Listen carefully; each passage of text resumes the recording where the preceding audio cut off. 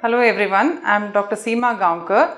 I am a consultant neonatologist and pediatrician working at Cloudnine Hospital, Sahakarnagar. I have done my MBBS from Mahe University and MD Pediatrics from Mahe University. After that I have done my neonatology fellowship from the Cloudnine Hospital itself. Autism, actually now we tell it as autism spectrum disorders, that is ASD. It is kind of very devastating thing for a parent to have because this could be a lifelong problem, but the early detections, early management definitely helps for it.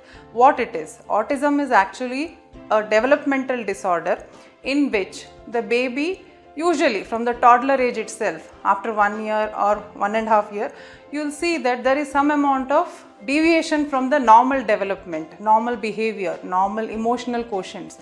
All these things are seen in a baby with the autism.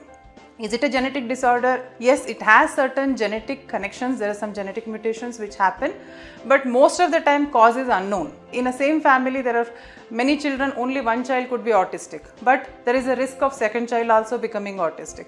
So it has plus minus genetic relations happening. But what does the child affected with? Usually in the autistic child, the development, one is obviously the milestones get delayed, or the milestones which they already had attained during their first year of life will become diminishing. They start vanishing. The child who started to speak something like Amma or Appa has suddenly stopped, or a child who started to stand up with a support or something suddenly stops standing up and sits and starts worsening, regression of milestones, what we say.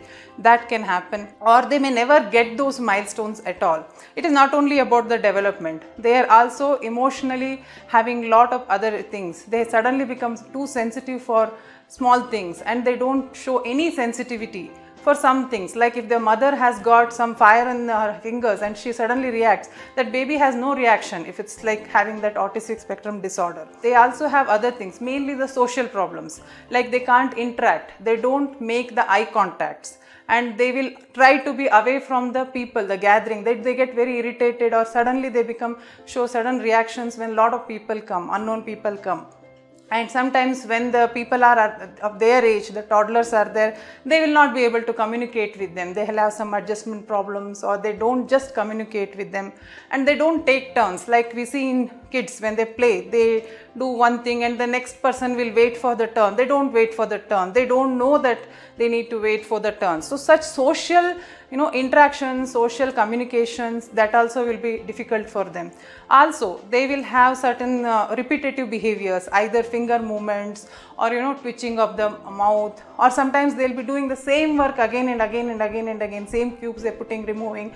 But if you distract from there, they get very violent with that, sudden violent behaviors. So many things are there actually. It's a big chapter. Autism is a big chapter.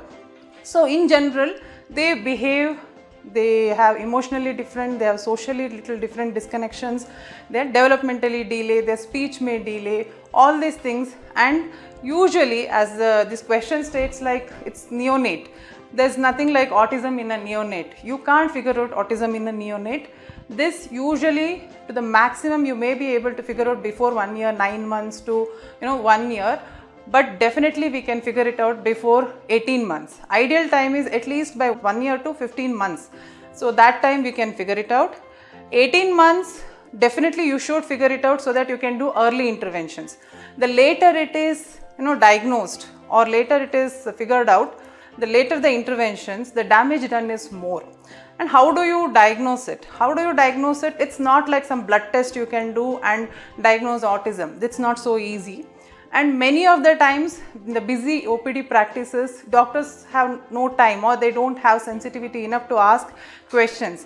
But we should at least ask the questions, basic questions, like whether a baby has attained the milestones, how is the social interactions, how is the emotional reactions. Most of the times parents themselves come up with the problems, but that may take 3 years, 4 years sometimes, after they go to school or something. So when they are in that 6 months to 1.5 year window period itself, some checklists are there. Checklist means the questionnaires are there with which they'll have to just tick. There's an Indian scale is there, the rating systems are there, which we can give to the parents in the OPD practice when they're sitting outside itself. So they can tick on that, and there is a scores for it. Even in autism, there could be mild to the worst worst, spectrum is there.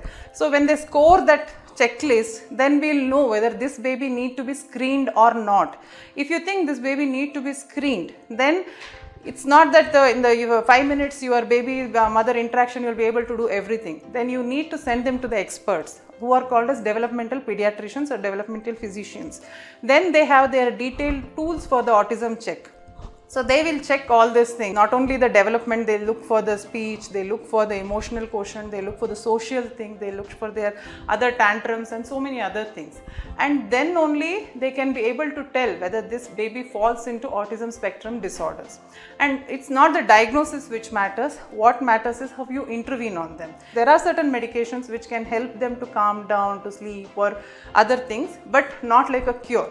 The cure is not the answer. Here, as much possible, you have to improvise their, the skills, basically the life skills like their occupation therapy, teach them. Some of them will be very, into some things like music or something like painting. So let them develop those skills. Okay. And second thing is behavioral things, appreciate their good behaviors and just slowly detach them from the negative things, what they are doing, slowly interact with them, and you have to make them a friend circle. So it's a big process and it requires multidisciplinary approach with different sectors like in developmental physician, occupational therapist, physiotherapist, more than physiotherapist, speech therapist, hearing possibility, they may have eye vision problems. So all these things need to be dealt with in an autistic spectrum disorder. It's a long-term process. It may be a tedious process, but it's very essential. And those children who are dealt with that, they definitely do good improvements than the babies who are not handled with these therapies. So definitely that needs it.